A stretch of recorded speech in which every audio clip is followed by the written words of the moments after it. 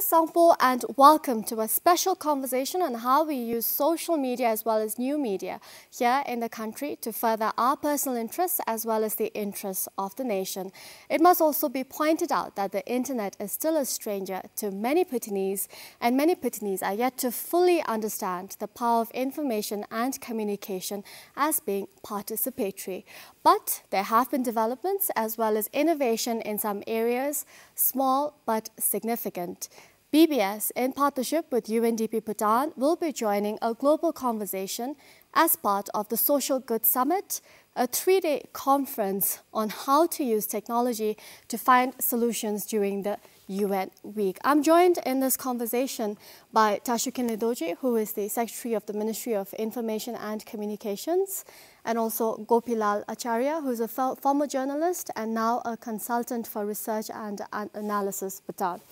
And we have two people on my right, actually, the co-founders of M Studio, that's been bringing in quite a change in the Bhutanese music scene.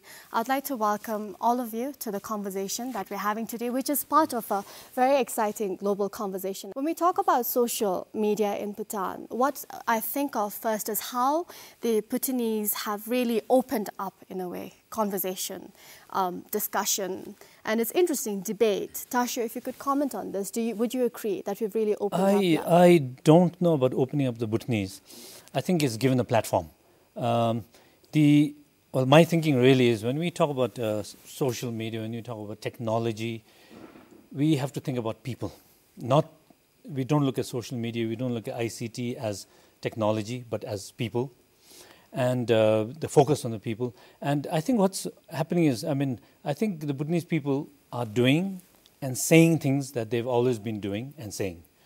It's the difference is now they have a larger audience because of technology and what's called the social media now.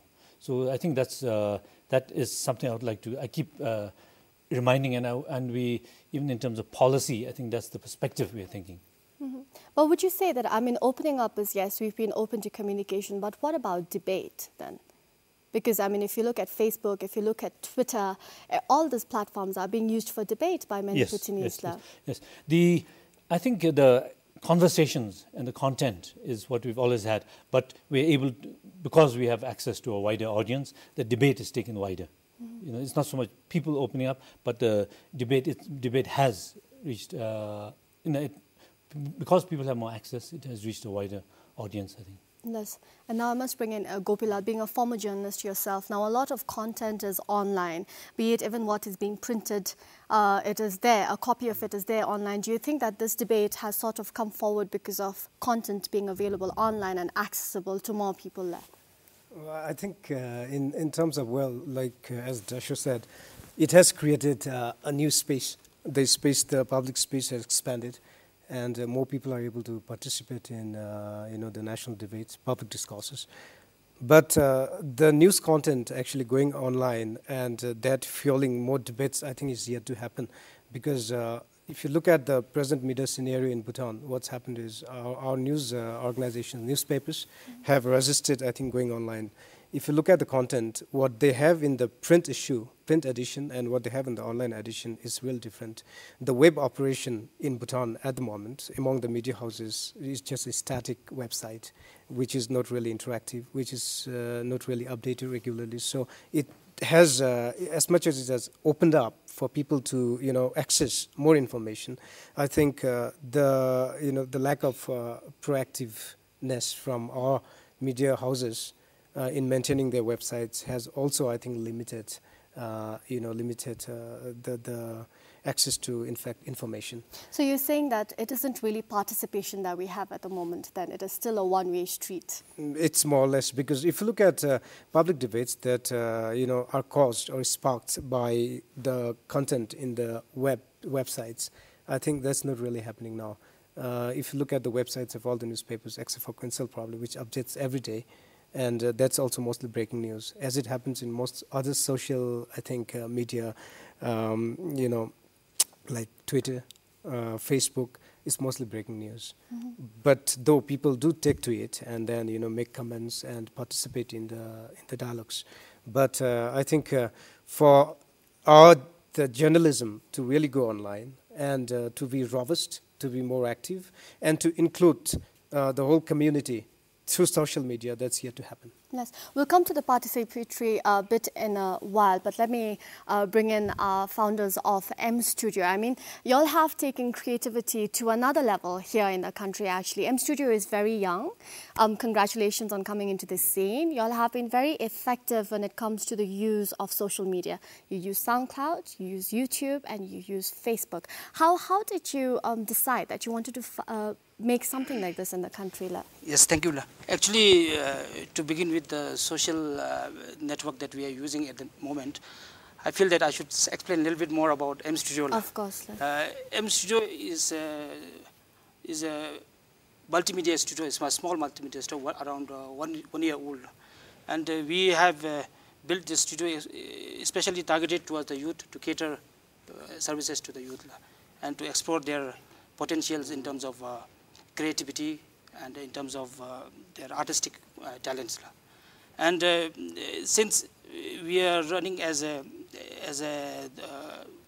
NGO sort of thing, not exactly an NGO, but is a non-profit organization, a small unit. So sustainability is a bigger issue for us. So for that reason, we always choose the cheaper way of reaching out to the youth. And then we thought that using the social network is the cheapest for us and more effective, in fact. And then because of this interactive quality, we can interact better with the youths and our audiences through the social network. Leslie. And also, Chuying, I mean, you're the one who provides the creative direction to M Studio. So what is it that you're working with? Because we're talking about new media here as well. So what sort of software and hardware do you use for your recording with the young people? Well, when it comes to hardware, we are basically using all M audio products. So for an audio interface, I'm using the Profire 2626, and when it comes to the software, we are using Pro Tools. Les, for this, it called for a bit of an investment, Yes. 1,500,000 Neutrum. That's what you all shared with me, Les. But then the young people, when they come in, they actually have to pay a nominal fee of about 3,000 Neutrum to get their songs recorded. Yes, they do. So we have the nominal fee because. As Pema sir already mentioned that sustainability is an issue. So, but when it comes to talent, some are really good. And now that we have a team to see whether they are talented or not, and based on that, for some we do free recordings just to make them heard. You did that for one band for the song Gasem, right? They Yes, had to pay we only did. 1,000. That was like subsidized recording for them. And we also have other singers who sang Tai Tai and Tharingsa. We recorded them Which for is free. the big hit, Yes. M Studio. Everybody knows M Studio now. I mean, we've had quite a few young artists who were discovered by M Studio and brought in for Music Spotlight on BBS Yes, as well. yes. But what I want to ask you about is the young people who come in, they pay you for the recording. I mean, do they not expect to make money from what they're doing? Are they happy with the fact that they've managed to broadcast themselves and also recorded a song? That's why I think for this particular reason, we have a talk before we do the actual recording where we explain what we try to do. And if I am to say it out here as well, we are trying to create an environment that in the near future so that they can have a career out of it. So to start off, we have to come together.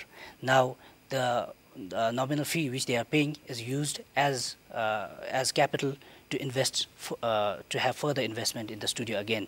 Where, if I am to give an example, I recently bought a guitar. You know, we desperately needed a good electric guitar, so we paid around 16,000 for the guitar. So that money came from the artists. Well, that's actually quite a fantastic model to be looking at. Don't you agree, Tasha? Yeah. I think what's happening, it's very encouraging and very inspiring because the internet and technology, what it allows is creativity. It brings out creativity, as they say. With this kind of technology, your imagination is the only limit. You know, and I think this is a very good example. Here you have government. We've spent about 1 billion Neutrums on infrastructure, fiber optics and all that. And once they're lit, next year you'll see a big difference. And we set the scene, create the platform for talent, to emerge, and for young people to be creative. So I think it's a very good example of what's happening. I mean, you talk about solutions for the community. I think basically that's it. We in the past, Bhutan's biggest problem was communications. Okay, so now we have to really, I think, take up,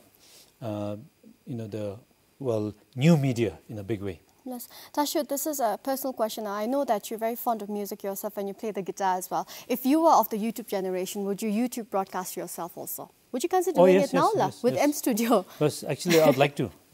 Tashu sings and plays the guitar, so you should record him and then broadcast him on YouTube maybe, as well. but why not? Yeah. But I think this must be encouraging for you, Tashu. I mean, being part of the government, to see a private initiative like this for private individuals to come forward and do something with. That's exactly what we want to see.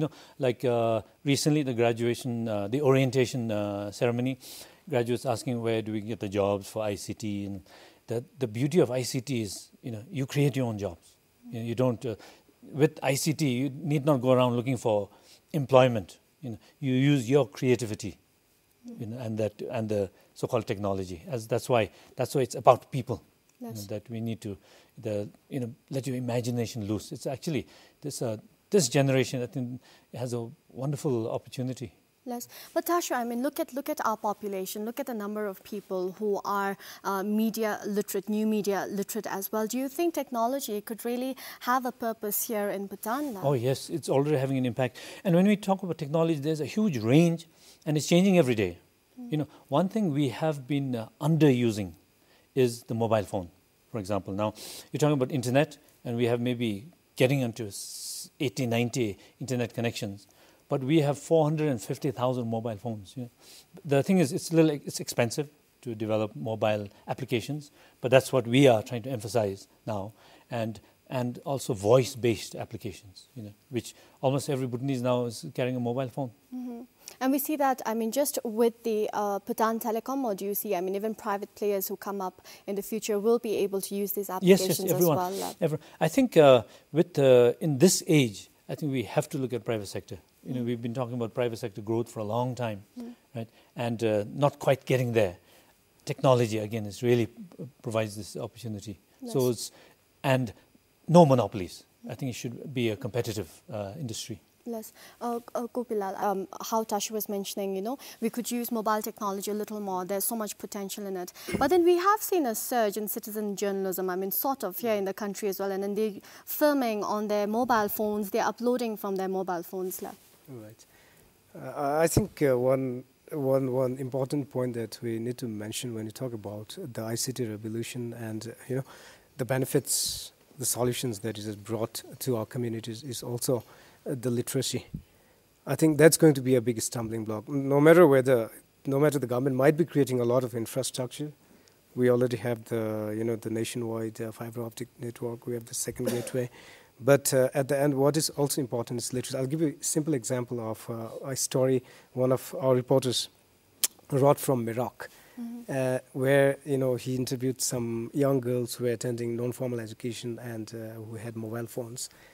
So they were saying that they knew better English. They wished they knew better English so that they could write, SMS. They could send text messages to their friends. It's same with my mother, who knows how to use a phone, but is not able to, like Tashu said, use most of the applications because she's not literate. So I think one more important thing will be how to get Dzongkha, applications in Dzongkha, maybe in mobile phones, like they've done in India. You have everything in Hindi, Well, that is true. How to do that in Dzongkha, similar with the computer, that hasn't really picked up because among our literate lot, I think they're more easy using, they're more comfortable using English. Now, when it comes to citizen journalism, I think what has happened is, yes, there are people now participating. If you look at Quinsal, every now and then you have pictures. For example, the first pictures of the Wangdi Fodong Zong during the recent fire, I think, came from people who had mobile phones, Even BVS. Yes, we have. Yes, we broadcast the footage. Yes. So I think that's excellent, That shows that our communities are participating in what matters to them. In the news, in the information domain, they are active participants, unlike in the past, where, traditional media treats audience as passive consumers. Now they are being brought into the into the play, and they're more active. They generate their own news, they consume their own news, and media generally are just medium. So we are headed in that direction where we're going to be engaging also. We are headed, but at the same time, I think we do have bottlenecks. Like I said, number one would be to, literacy. Then number two would be how to get our own media organizations more innovative. How to, make them jump from a more traditional approach to journalism than to a more, active online website-based journalism. Yes. Tasha, you were a former journalist yourself. What would be your comment on this trend, the move towards online journalism? Would you say that is the future? I'm a little cautious when it comes to terms like citizen journalism. Yes. Because what happened as a trend when the internet first came was that people all went online, had a huge audience, and said, now we don't need journalists. We don't need one or two people sitting there, deciding what we should watch, what we should read, what we should hear. That meaning the editors, the gatekeepers. So we're all journalists, and that actually was such a trend that journalists, the media industry panicked, thinking now we're not relevant anymore. Then very quickly after about 18 months, around 2006-07, the world discovered that most of what is written online, most of the content was rubbish, because people don't verify, people don't cross-check. You just write what you think, and you have this wide audience. So then it was discovered that you needed journalism online also. So that professionalism is very much needed. So, but I think, taking off on what Gopi also said about education, our literacy rate might be low. Digital literacy and media literacy is even lower. So I think that's where, again, we need to focus on the people. People need to understand that writing something online, having an audience is a responsibility. Do you see the Ministry of Information and Communications being actively involved in this creation of media literacy as well as digital literacy? Yes, both. Talk about digital literacy, our project, this Chip and Repel, has reached 55,000 people. The training from the top leadership to teachers, like 5,000 teachers are being trained, and then people across society. In terms of media literacy, that's one of our biggest initiatives in the ministry. In fact, unfortunately, this coming year, because of the government budget cut, media literacy was cut out, but we are reappropriating funds from other areas into media literacy, because that's critical. With the growth in media literacy has become a huge priority. Yes. Also what Gopilal was mentioning earlier, how he was saying that there are some people who would prefer to SMS in Dzongkha because that's a natural language for them actually. Because for now, I know that a few people who use iPhones actually have that facility to be able to text in that script, but is the MOIC also constrained out there? Two things, MOIC and DDC together, we are developing Dzongkha applications, right? But I think first, before that will come voice-based applications. So people who can't read or write can actually use voice applications. They do, like in India, farmers wanting to know market prices, agriculture products, they can dial a certain number and it's told to them in their dialect. Oh, so that could be the first. That is very exciting. Priority. How long will it take to have something like that? I think a year or two, but they're expensive. That's one of the problems. We have this economy of scale, like everything else, and but. So we said, like, for example, 11th plan, we're saying, okay, voice-based application has to be a priority. That's what I mean now. Everyone carrying a mobile phone, we better use it. Yes. And we speak of technology, I must also bring in M-Studio again, how you've used it. And then I think one of your arguments to a criticism that M-Studio faced, it's about how Dzongkha is being diluted. It's not correct Dzongkha that the young people are singing in. And then you all argued back saying that, no, we are actually promoting the use of Dzongkha. Yes, actually, it's a very good question also. But thanks to, once again, to the social networking, we have very close contact with the youth at the moment through Facebook. And we came to know through YouTube and also through the Facebook that our youths are presently very much interested in the new trend of music. Like pop music and you'll call it B-pop. You'll have titled it B-pop. Yes, Tasha, that's Bhutanese pop. Now we have a new category in Bhutanese music, thanks to you all. Yes, but we definitely have it in our programs that we wanted to do everything in our pure Dzongkha later on in future, most probably. But to do it everything abruptly will again cause so many problems. That is what we feel. You feel you're going to lose the youth then? If you... Yes. Yes. But then, I mean, this kind of Dzongkha is the colloquial Dzongkha. We actually speak it, and then they're writing it the way they speak it also. Do you all make changes to the lyrics when they come in, or do you take it as it is, the songs stuff? We do make a few changes if it is grammatically wrong or they pronounce it totally wrong and the word sounds totally different. That is where we come in. Otherwise, basically, it's all we give credit to the artist. Yes. Are they able to come in with their instruments? Because the people who are coming in are almost all teenagers to M Studio. Or do you sometimes have to look for musical instruments for them as well? Right now, we have the basic instruments like guitars, flutes, and all. But the rest of the instruments are provided digitally. That is where we have technology coming in. We provide the drums digitally and synthesizers, even violins digitally. So that is where technology has helped us a lot. Yes. Did you study this beforehand, or was this something that developed out of interest? It developed out of interest. I did it on my own. So had did a lot of research online, YouTube, blogs, forums, and that is how I learned. That's interesting. I mean, you sourced information online, and now then you're producing content for online. That's very interesting. I think that's what Tashu was saying, how, it's encouraging to see how you use this. And also, when you mention language, there's a big issue here, because the media can break or develop. Well, in Bhutan, media has played a big role in, say, even promoting Dzongkha. It's very important. Some media people recently said that separate media and language development, but you can't. Media is very, very important for language development. BBS was once criticized for BBS news readers saying it's like they're reading Pecha. It's so boring. Okay. Now there's a point there, that media should not be boring. Otherwise you lose youth. You be conversational, have fun. There's no problem with that. I think what the criticism is that people are also influenced by international and Western media. Okay, so not necessarily by the BBCs, NHKs, PSBs, but by the pop, the rap, RJs. So that is changing the tone of the language.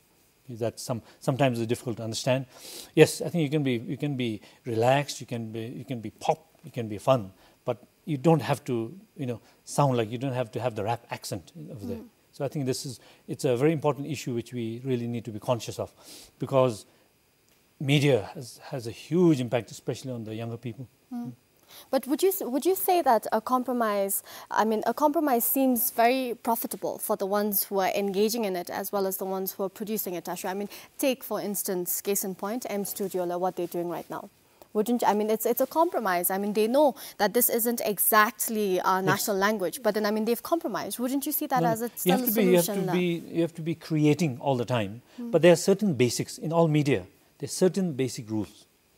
And it's because you have so much impact on children, you can't destroy a language, because a lot of young people, I heard when students were beginning, with the start of our FM station, were beginning every sentence with, "Hey, people," because they were directly copying the RJs. Yes. So that, and the RJs need to be really conscious that you're not in the room talking to yourself or talking to the mic, but you're talking to 60, 70, 80,000 young people. So that we have to be conscious of, but it has to be fun. That I would agree. Yes. But are you all conscious of that then, Tashu, saying that little bit of responsibility to make sure that you stick to what is original? Yes, definitely. But at the same time, now we have to be in the younger generation's category also to suit their interest at the same time. But definitely we do keep in mind that our national language we need to keep intact. Yes. And then I think slowly and gradually we'll definitely have our own full music and the song itself in Dzongkha ultimately. That is our ultimate objective. Yes. When it comes to Dzongkha particularly, so we are proud of the fact that we also have a lot of comments coming in that the youngsters who listen to English music started listening to Dzongkha music just because of us, because we made it fun. So we got comments, so that is really motivating. And we at the same time, since we are in the creative field, we believe in individualism and individuality. So that is where we don't really restrict on pronunciations as long as it doesn't distort the meaning. Because some people have a lisp, we can't do anything about it. So as long as they are able to communicate with the audience, we see that it is fine. I see. And I mean, y'all can gauge how the audience also responds. I mean, Yes. y'all are active on social media Yes. as well. Gopilal, I need to ask, because the number of people that we have, according to demographics, especially the people who are using social media, are very young people. 18 to 24 is the majority then. Do you see, I mean, the kind of work that journalists do here in Bhutan, the kind of content we provide, actually, because we are Bhutanese and because we're in Bhutan and because we have the special scene of really young people, the majority of them being exposed to this and the consumers of what we produce, do you see us functioning a little differently here in Bhutan then? I mean, keeping them in mind, do we have to cater to them always? Well, I think so. We have to do that because, like you said, people using social media, especially when you talk of Facebook, it's from, let's say my nephew is just 7 years old. He's busy chatting, with an unknown, personality on the other side. So we need to, I think, create content for them. The local media has to do it. For example, even, big newspapers in the West, especially in America, that have gone online are catering to younger people. One of the newspapers in America, I think it's not New York Times, but one of them actually have put up even comic books online on their website. So that's how you are probably, getting in younger readers to visit your website, and then probably by way of reading comic books, they might also stumble upon more serious issues they might read, So the way of creating reading habits. So you have to provide the content that they ask for. In Bhutan, our media houses don't do that. Most of the content you see is serious news, and especially online. In the print edition, you might see a few things like some newspapers put up, Celebrity pinups, pages, yes, yes. celebrity pages, pinups of maybe football stars or soccer stars, or Bollywood, Hollywood stuff. But does that add to the knowledge that the media must create in the society? I think that also has to be balanced. If we are there basically, catering to what youth demand, and we're doing it blindly by providing whatever they want, things like Bollywood stuff, things like Hollywood, soccer stars, that doesn't really create knowledge base. I think we're also doing disservice to our own mandate.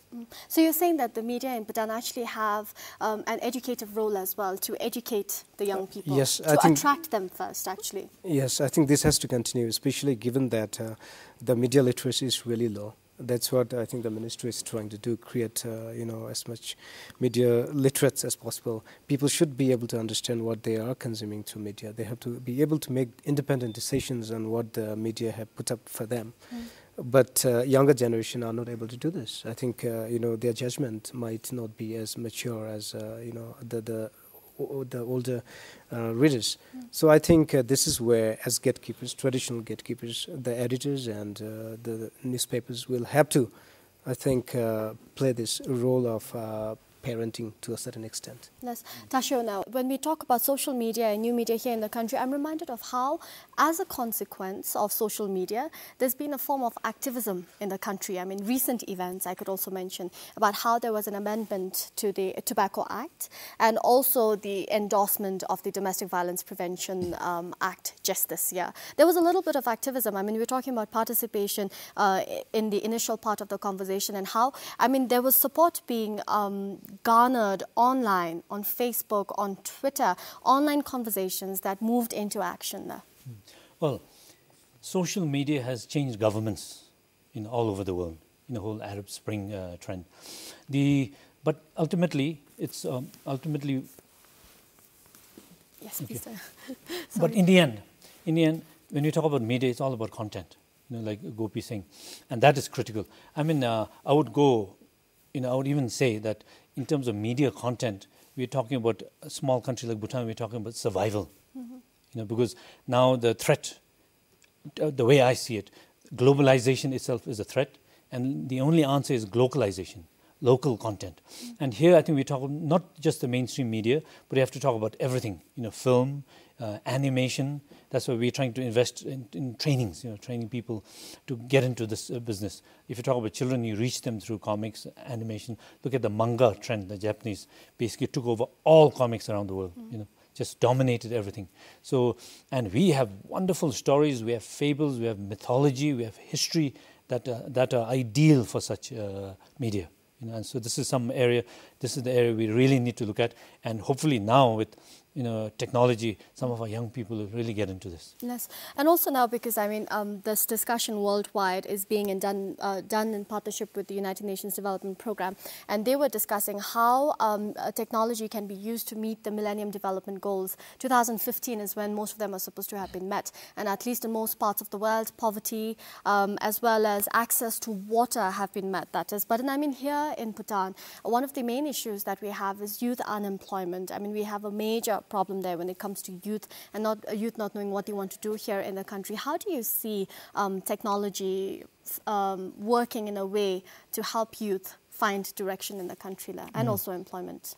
So from a policy perspective, what we need to do is strengthen infrastructure, connectivity and cost to reach the people. That's why we already, it's quite amazing that we've reached fiber optics to all 20 dzongkhas and also to some of the geoks. Then we're setting up community centers through which the government will provide about 150 G2C, government to citizen services online. That affects everyone. Youth particularly, we with the Chip and Ripple project has already trained a large number of youth for vocational employability, it's called. Okay. And then with these facilities, it's the youth all over that have taken it up themselves. We'll see, hopefully, a lot of young people just engaged, employing themselves, making successes of themselves. Yes. And also now, M Studio now specifically, have you considered this in the long run to be providing employment opportunities to young, talented people there? Yes, definitely our ultimate objective will be to provide an alternative career opportunity for our youth.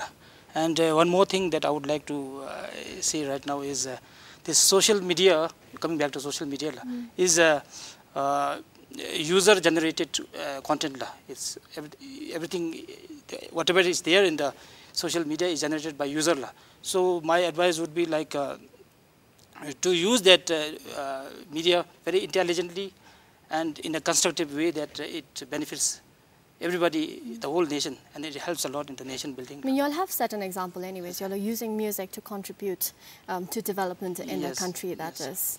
And also, Gopilal, how do you see social media in the functioning of a young democracy here in Bhutan? You're an active user yourself, a former journalist, and now, you're producing content as well. So then how do you see this? Young people and Bhutanese generally being involved in a young democracy. I think with a little bit of probably policy guidelines, probably a little bit of user education, media literacy, I only see good thing happening. Social media contributing to probably make our democracy more engaging, more participatory.